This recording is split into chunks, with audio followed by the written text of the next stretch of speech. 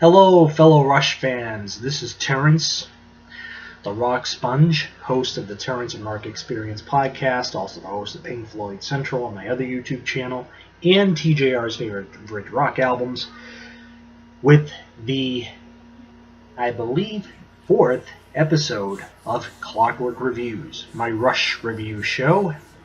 And we're now at album number 5, or studio album number 5 in a 4-year span. Because the first episode was 74, second was 75, third was 76. Now we're in the year 1977, the year of the Summer of Sam, the year that Elvis Presley passed away, the year that disco became king, and Rush wound up saying a farewell to kings.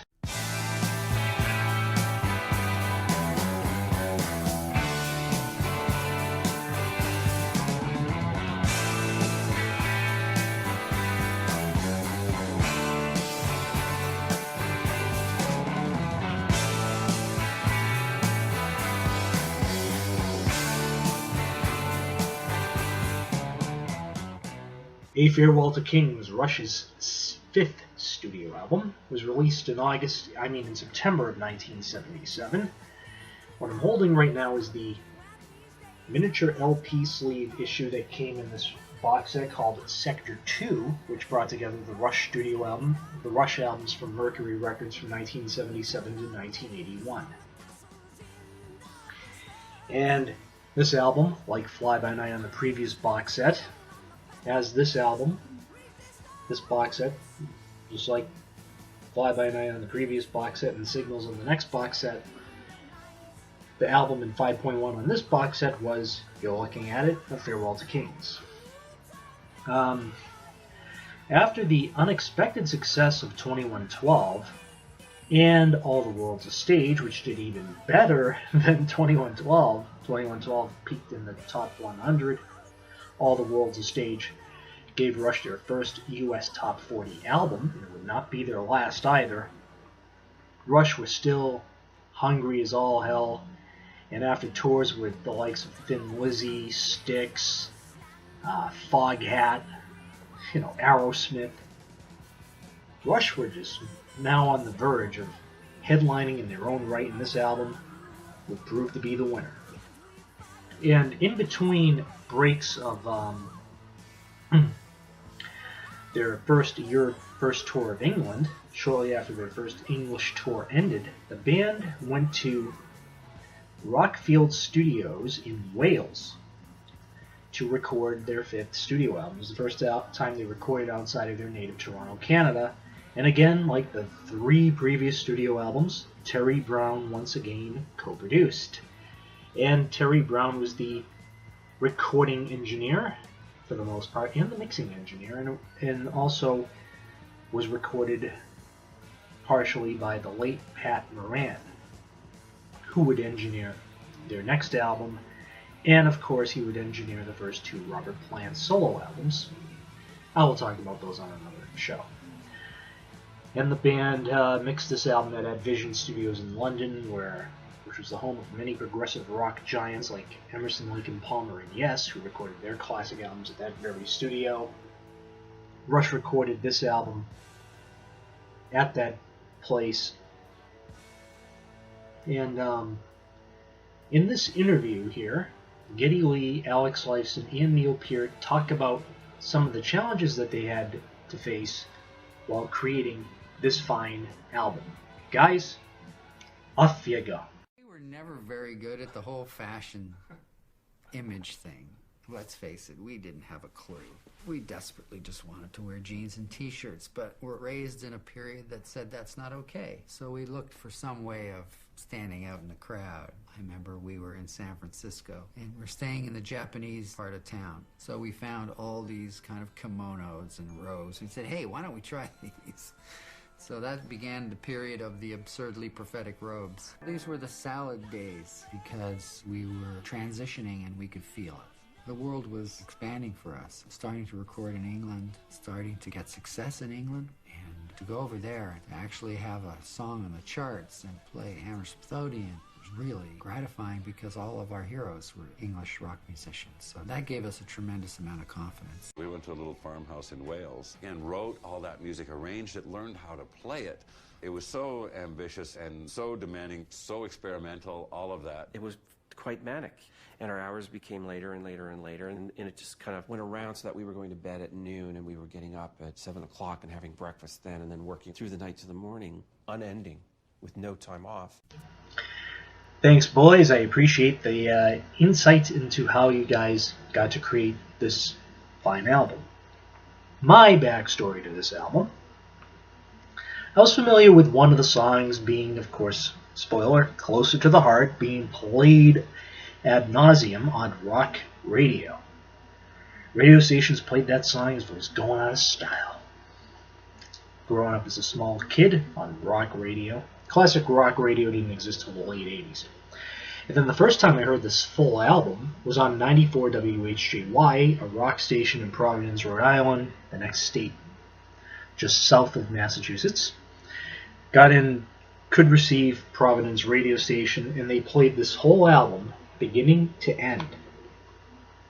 And a little spoiler, this is my favorite 1970s Rush album. And the four albums they released from 77 to 81, I love them all equally. But this album I have a very special attachment to because it was the first 1970s Rush album I ever heard, and the first one I ever owned. Bought on cassette tape in April of '88.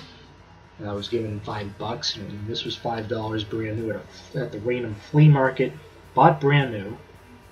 Had that copy for about 2 years until my older brother, in one of our many fistfights, smashed it, and I rewarded him for smashing my tape with a black eye.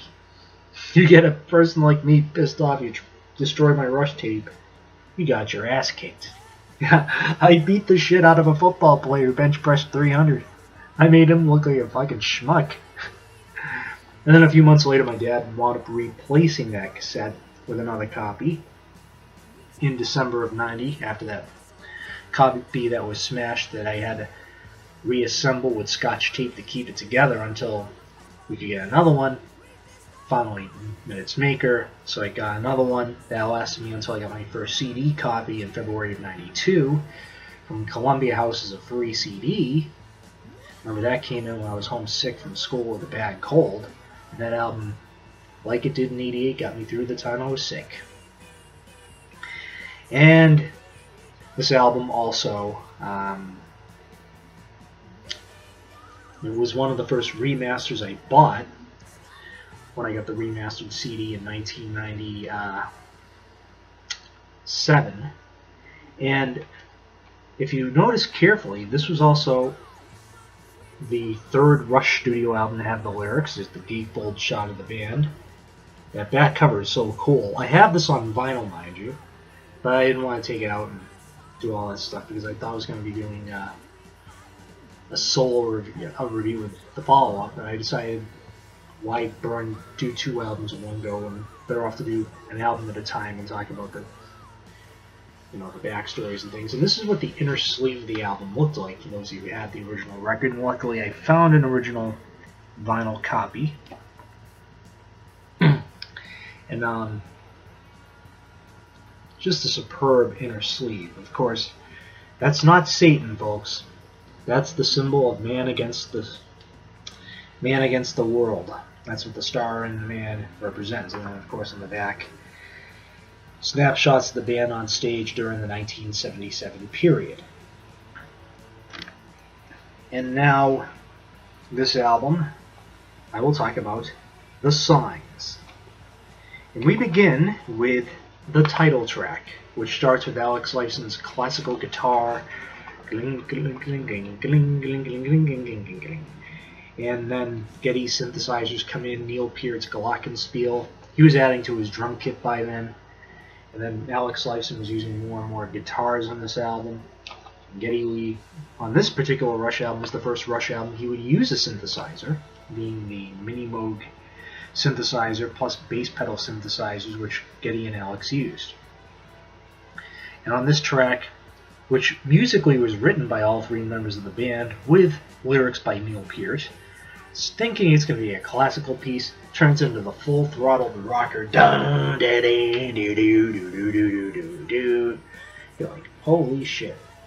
And then the song is about, as I read this lyrics, when they turn the pages of history, when these days have passed long ago, just the verses are just so moving. And then the chorus is, of course, being cities full of hatred, fear, and lies, withered hearts, and cruel, tormented eyes.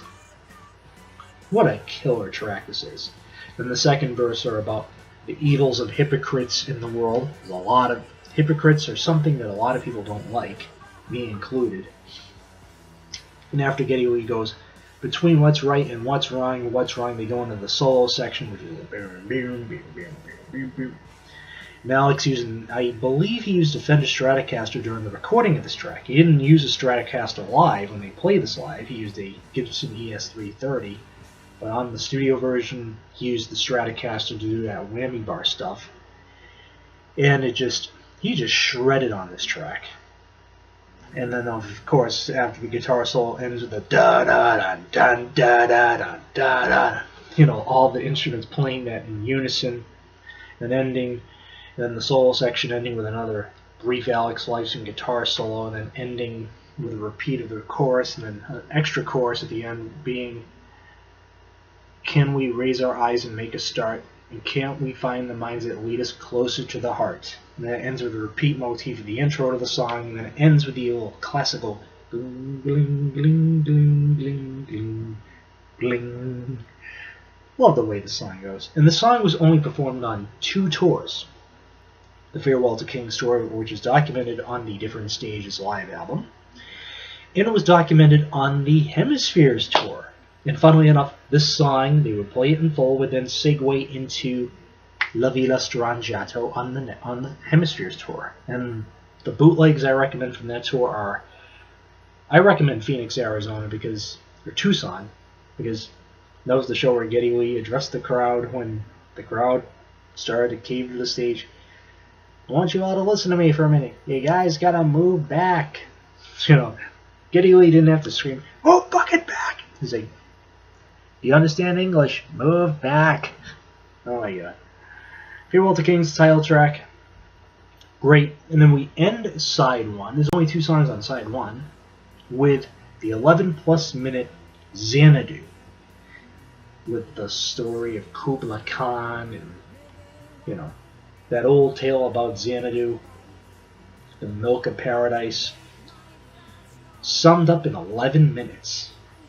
And it begins with, and you can tell these guys were influenced by Yes, Jethro Tull, Emerson, Lake and Palmer, Pink Floyd, and Genesis with the synthesizer drone, Alex's guitar with the foot pedal, with the volume control thing, and then Neil Peart with the wind chimes, the tubular bells, and then all of a sudden goes into some jamming, the do do do do do do do do do do do do, and then the beginning lyrics. Geddy sings the first section in a normal lower octave. To seek the sacred river Alf, to walk the caves of ice, to break my fast on honeydew and drink the milk of paradise. And then all of a sudden, for the next section, I have heard the whispered tales of immortality, going fast, and then all of a sudden slows down with a little synthesizer solo. And then Xanadu, to seek this within the pleasure dome decreed by Kubla Khan, and trippy far out lyrics about the story of Kubla Khan and Xanadu and Pleasure Dome, which of course Van Halen, I think, nicked the lyrics of this to create their song Pleasure Dome for Unlawful Carnal Knowledge when Sammy Hagar was fronting the band. This song is just, Rush's Xanadu is epic. And I'm not talking about that Olivia Newton-John ELO atrocity either, which was, my god, horrible. This Xanadu, epic. Literal. Then, of course, after the first, "Oh, I will dine on honeydew and drink the milk of paradise," they do a repeat motif of that repeat motif, then they repeat the la da da da da da do do do do do do with the 1,000 years have come and gone, but time has passed me by. and then slows down again with the final vocal part, held within the pleasure dome, decreed by Kublai Khan. And then Geddy Lee ending with that, oh, is it paradise? And then ending with an epic guitar solo from Alex Lifeson. And then it ends with the band playing and Geddy Lee doing a little guitar solo as well during the do do do do do do do do do.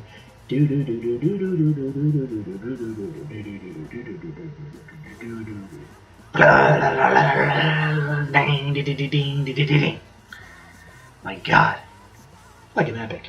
And they played the song on every tour from before this album was recorded, being in a spring 1977 tour of England, and they also played it live on the Farewell to Kings tour, aka the Drive Till You Die tour. They also played on the Hemispheres tour, the Permanent Waves tour, and the Moving Pictures and Exit Stage Left tours in full.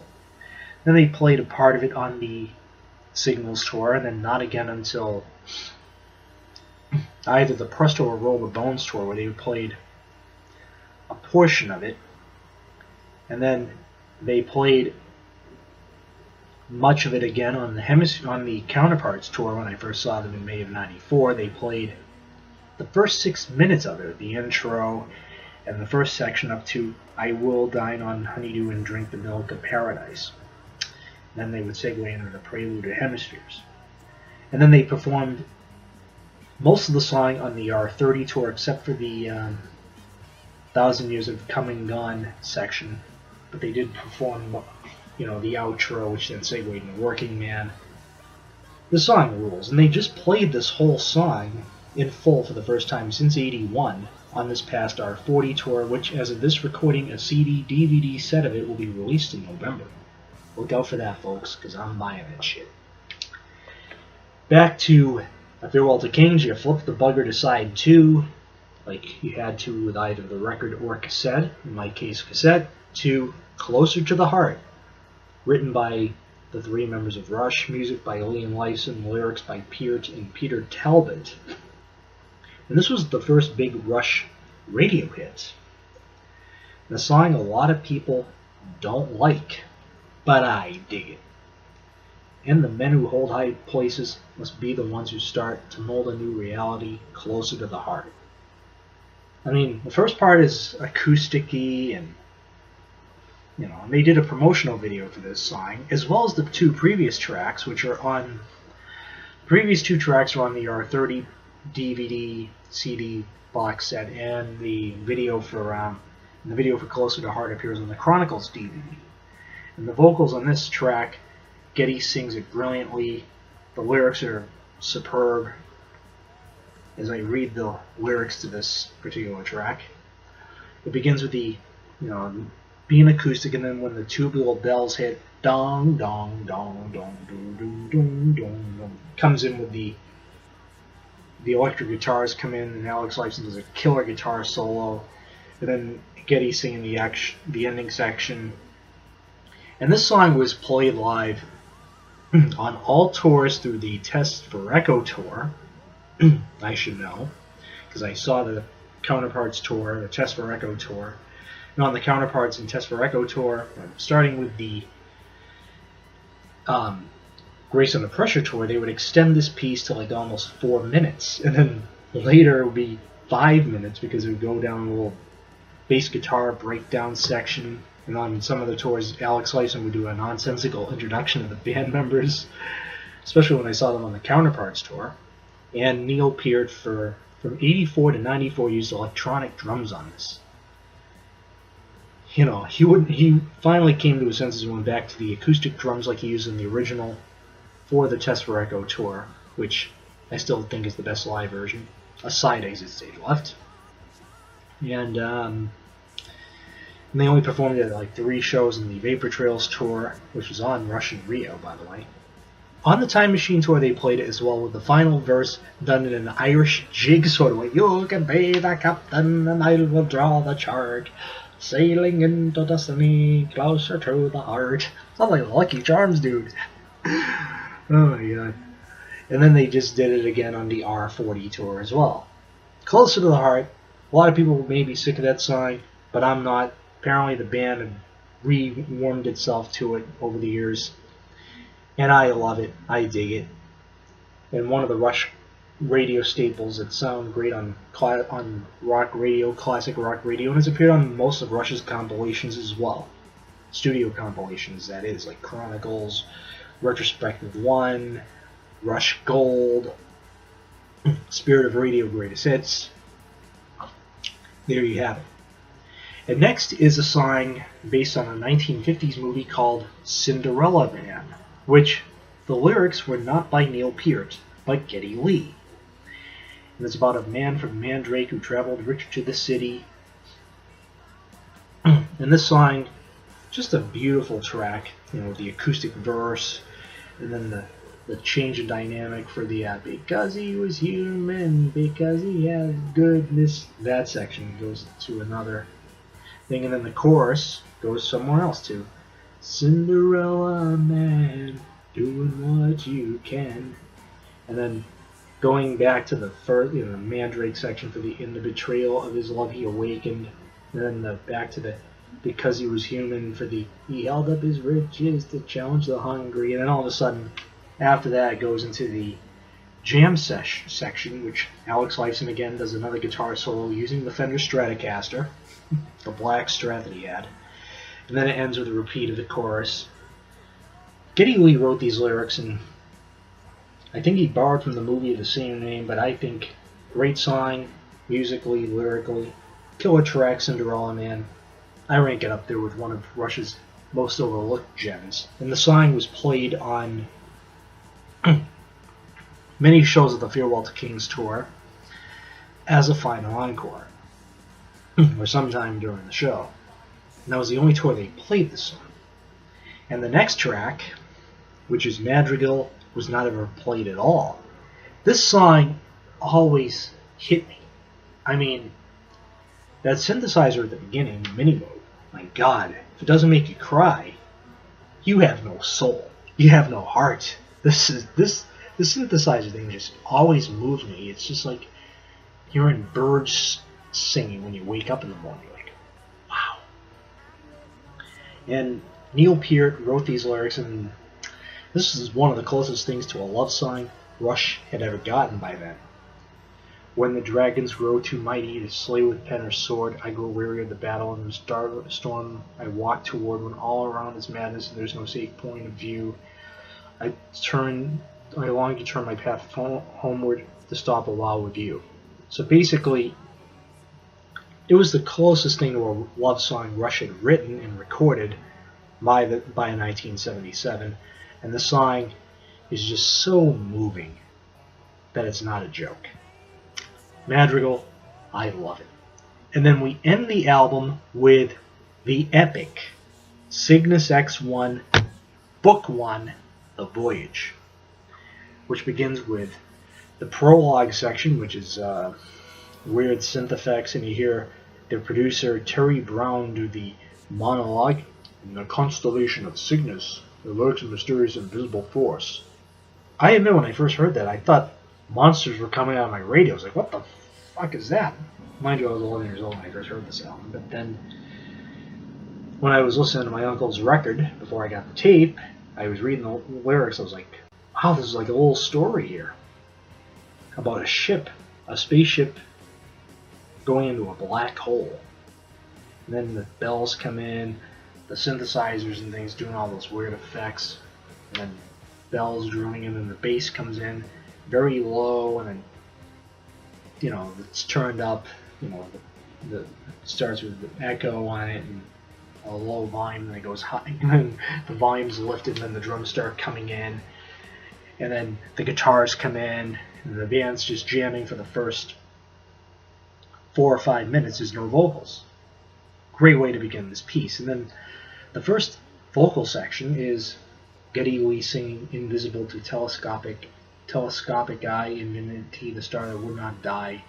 And all of a sudden, he pushes his vocals to the point where his vocal cords were about to bleed for the ending of the first section, to go to soar, and then an echo effect had his voice go higher and higher and higher and higher and higher and higher. And then into the second section with the band just rocking out with Alex doing that little guitar fill that just kicks ass.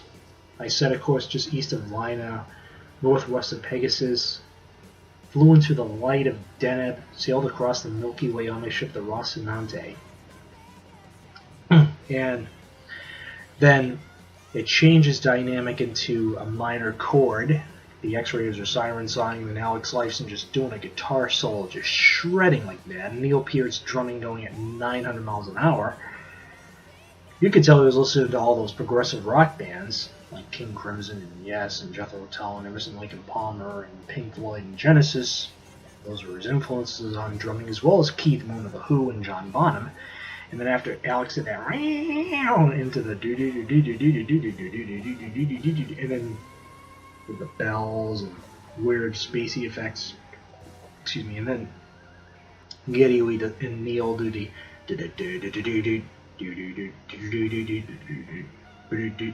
then Alex's guitar goes and then into this thrashy the third and final section of this piece. Then it comes back to the which he only hinted at in the prologue. They now do it in the third and final section. And Geddy's vocals through flanging and phasing and delays, screaming the final verse. He hits notes that he only hinted at in the early albums.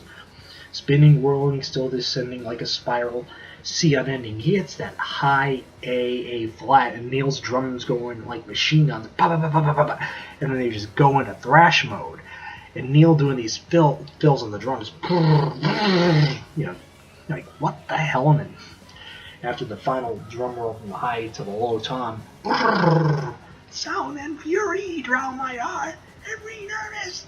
I can't reach torn apart. And then he does that. He hits like the highest B flat you could think of, and Neil's drums just going. Live, Geddy Lee could not hit that B flat, so he had to settle for a G when he had to play this live. And then it ends with Alex Lifeson's guitar going clang, alternating between C minor, F, C minor, E flat minor, and E minor. Just, 3 times as the album fades. And that's how the album ends. But A Farewell to Kings, when it was released in September of 1977, gave Rush their first studio album to crack the US Top 40, and it was their first album to go gold in America. And that retroactively set 2112 and All the World's a Stage to go gold on the same day that A Farewell to Kings did. All 3 albums went gold on the same day, and this album was certified platinum by the RIAA in November of 1993, retroactively. And A Farewell to Kings, in fact, I forgot to mention they played Cygnus X1 in full on A Farewell to Kings tour, obviously the Hemispheres tour. They would play this as well as Part 2, which I'll talk about in the next episode. And they also played on the Permanent Waves tour, much of it. And then they did not play it again till, they played teasers of it during the Counterparts and Test for Echo tours at the end of YYZ. And they would not perform this piece again as either instrumental or anything until the Vapor Trails tour, which is documented on Russian Rio. They did the first half of this as an instrumental. Then they did it again, a piece of it during the R30 Overture on the Test for Echo tour. No, the R30 tour, excuse me. And then the R40 tour, they did all the instrumental bits. And the final section was done as an instrumental because Geddy Lee obviously cannot scream like he did when he was a 23, 24-year-old anymore. So that wraps up this review of Rush's Farewell to Kings. And by the way, this particular CD in the Sector 2 box set comes with a DVD of the album in surround sound. If you had the first pressings of this, you only got certain instrument channels in the surround mix.